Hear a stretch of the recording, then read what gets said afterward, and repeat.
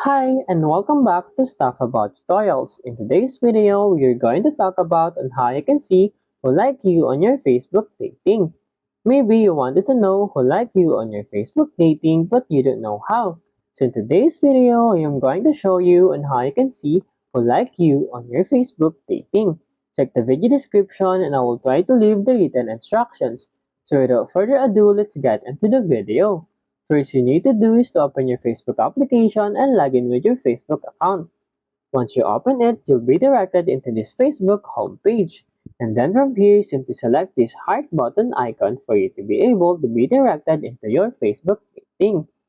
And here, for you to be able, the person who like you on Facebook dating, tap on this like you. And then in here as you can see, Erika wants to match as friends. For example, you want to accept it, simply tap on this smiley face.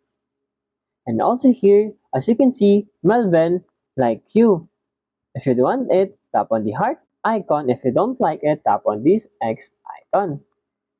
And you can go on. There you go. If you wanted to know on how you can see who like you on your Facebook dating, that is the easiest way I know how.